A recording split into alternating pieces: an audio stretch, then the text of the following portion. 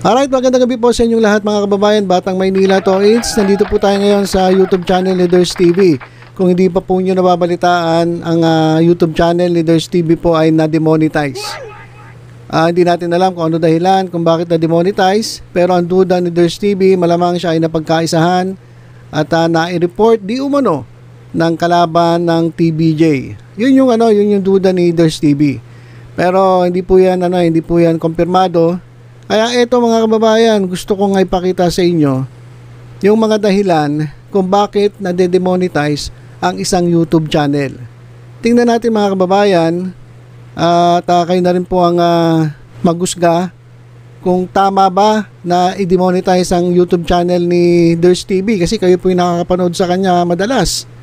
Kasi ako bibihira talaga ako manood ng mga videos ng mga kapwa natin na legit na barkads kasi busy rin tayo sa paggawa ng video. Minsan, sumisilip-silip ako sa live ni Chris Ulo, ni Jake Magnus. So, itong si Ders TV, minsan tinitingnan ko rin. Pero wala naman ako masyadong nakikita dahilan para ma-demonetize. So, ako hanggang ngayon mga kababayan nagtataka pa rin. Nag-usap nga kami ni Chris Ulo through message. Sabi niya, yun nga, na-demonetize. Sabi ko, paano na-demonetize? Na-strike ba? Kasi usually yan, nade-demonetize ang isang channel kapag may strike. Pero wala naman daw strike. So paanong nangyari na na-demonetize? Hindi naman daw isang video lang, kundi yung buong channel lang na-demonetize. So nakakabahala. Nakakabahala. Pero hindi kasi natin alam kung ano talaga yung nangyari. So dito lang tayo titingin. Why would a channel or video be demonetized? Ano ba ang mga dahilan? Bakit kaya na-demonetize si Ders TV? Ito mga kababayan, unang-una, the channel or video has offensive content. Yan.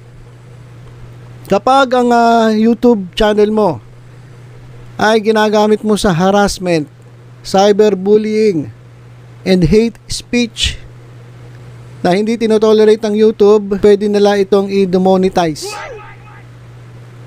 Yung mga offensive material at yung mga videos na nagpapakita ng self-harm o suicide, sexual abuse, anorexia o eating disorders, domestic violence or the abuse of children. Nako, ito ay napakalaking red flag para ma-monetize ang inyong mga videos. So kapag ganito ang content, automatic yan, hindi yan monetize. So, itong mga to naman, parang wala naman dun sa mga video ni Ders TV. Diba?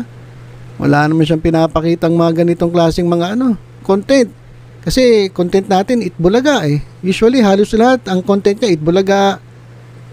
Tungkol dito sa Tape Incorporated, noong time shows. So, parang malabong mangyari na offensive content ang dahilan. Kaya na-demonetize yung YouTube channel ni Ders TV.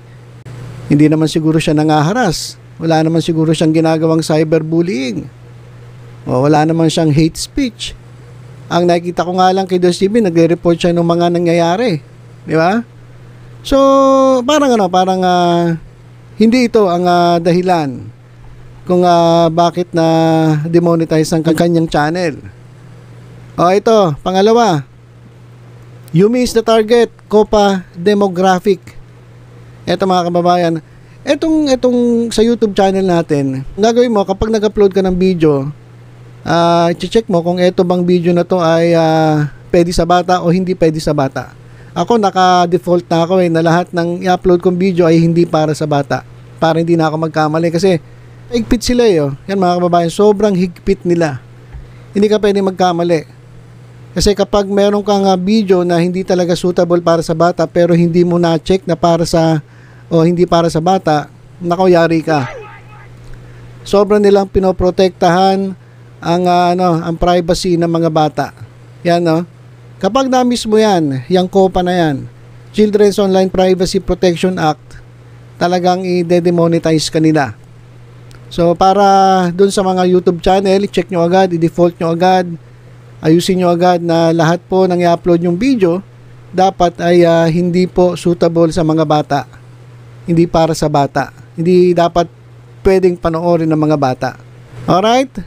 Ito pa, dahilan para ma-demonetize ang isang video o kaya ang isang YouTube channel na katulad ng nangyari kay Ders TV, you got a copyright claim. Yan mga kababayan. Kapag ikaw ay nag-upload ng video na merong copyright claim, usually ito mga kababayan, ito kagandahan kapag nag-upload tayo ngayon, yung mga content creator. Kapag nag-upload ka ng video at ito'y unlisted, ibig sabihin hindi mo pa siya pinapublish, malalaman mo na agad kung meron kang copyright claim. Malalaman mo agad kung may copyright claim, kung meron nagki-claim dun sa video mo, sa sounds o kaya sa video mismo, malalaman mo naman agad kung may copyright claim. Pero ito mga kababayan, remind ko lang, minsan pala hindi. Sorry mga kababayan. Minsan kasi pag upload mo, lumalabas agad may copyright claim, pero merong iba. Merong iba na na-upload mo na, marami nang nanonood, bigla na lang magugulat ka, merong nagki-claim ng copyright. Kaya wag ko yung kampante na pag-upload mo, kita mo na agad, hindi. Sabi mo sa sarili mo, okay na, walang nagki-claim. Kasi minsan, 1 oras, 2 oras, ang dami mo ng views, doon palang lalabas yung copyright claim. Ngayon, yari ka doon kasi yung kita nun, hindi mapupunta sa'yo kundi doon sa nag-claim ng copyright. Kung ikaw ay gumagamit ng reuse video, eto mga kababayan halimbawa, minsan nabibigay tayo ng reaction doon sa mga noontime shows. Eto, nangyari na sa akin to. Kahit sa TV5 nangyari sa akin to. Kumopya ako ng video sa TV5. Itbulaga, TBJ. Ngayon pinlay ko ilang seconds, tapos stop ko. Wala na, hindi na ako gumagamit ng audio mga kababayan Walang audio. Kahit inedit ko yan, lalabas pa rin na copyrighted yan. Maka-copyright claim ka dyan. TV5 pa yan How much more dun sa Tape Incorporated na sa tingin ko nakabantay sa atin. So ito lang nakupayo ko lang sa mga kaibigan natin, wag na po kayong gagamit ng video. Kahit pa sabihin niyo yung reaction ang gagawin niyo, wag na. Wag kayong kukuha ng video sa Tape Incorporated. Kahit sa GMA, wag, ABS-CBN, wag na. Facebook, try nyo, pero kumakalusot, pero minsan nakaka-copyright din So pinakamaganda talaga, kung gagawa ka ng reaction na video, pinakamaganda picture na lang, screenshot mo na lang yung topic, screenshot mo na lang para makaiwas tayo sa copyright claim. Kasi talagang ito mabigat it's mabigat. At kung ikaw ay paulit-ulit na gumagamit ng reuse videos, yan ang dahilan para ma-demonetize ang iyong channel. Kasi pag ganitong copyright claim, pwedeng video lang Pero kapag paulit-ulit, delikado ang iyong channel. Kaya warning po mga kababayan, wag na po tayong gagamit ng mga video, lalong-lalo na dyan po sa Tape Incorporated. Kahit sa TV5, wag na rin sa It's Showtime at sa iba pang mga videos ng TV shows, wag na po. Kasi pwedeng maging dahilan yan para ma-demonetize ang ating YouTube channel. Explicit language. Kapag bastos ka magsalita. Pero may nakikita ako mga kababayan may nakikita ako, grabe, magmura si Makagago, sobrang magmura Pero yung video niya, itong huling napanood ko, walang ads. Kasi itong mga to naman, hindi naman masyado naghabol sa ads ng YouTube kasi importante sa kanila yung link ng kanilang ipinopromote na sugal. So ginagamit lang nila itong platform YouTube para makalat yung link ng kanilang pinopromote na sugal. So yung yung revenue dun sa video, wala na. Maliit na lang sa kanila yon. Hindi na nila masyadong iniintindi. Kaya kahit walang revenue yung video, tuloy-tuloy pa rin siya sa content niya kahit mayat maya nagmumura. Huwag nyong gagayahin yon. Tayo naman, di tayo nagpo-promote ng sugal eh. Wala tayong pinopromote na iba. So umaasa lang tayo sa revenue ng ating mga videos. So as much as possible mga kababayan, wag tayo magsasalita ng mga salitang explicit. Yung mga curse word, mga mura, wag po mga kababayan. Explicit language, nako, ingatan po natin yan. Wag po tayo gagawin doon sa iba na panay mura. At sexual content. Ito alam niyo naman, sexual content. Yung mga sobrang sexual content, extreme. Kasi, di ba? Papasinin niyo halos lahat na nakikita natin sa mga shorts, mga nakahubad eh. Oh. Pero yun naman ay inaalaw nila, pero wag lang sobra-sobra. Pornographic content. Bawal na bawal po yan sa YouTube. Wala naman sigurong in-upload si Ders TV na pornographic content. Baka naman nakita ng YouTube yung mukha ni Majin Buu. O kaya ni Best Pills. Akala siguro extreme sexual content. Tapos yung mga sexual topics. Yan mga kababayan, mga graphic images, mga music. Bawal na bawal po sa YouTube yan. Isa pa, itong video has some form of scam involved. Kapag nangi-scam ka na, ginagamit mo yung YouTube channel para mang-scam, yan po, sigurado yan, sa banga, pasok ka sa banga. Sigurado yan, tanggal ka sa YouTube partner, sa pagiging partner ng YouTube. Sigurado tanggal agad ang mga ads mo, baka pati channel mo madamay. At bigla na lang ma-delete ng YouTube. So ito mga kababayan, meron silang mga isinyer para how to avoid YouTube demonetization. Ito mga kababayan, share a wide range of video content. Ito mga kababayan, hindi na natin isa-isahin.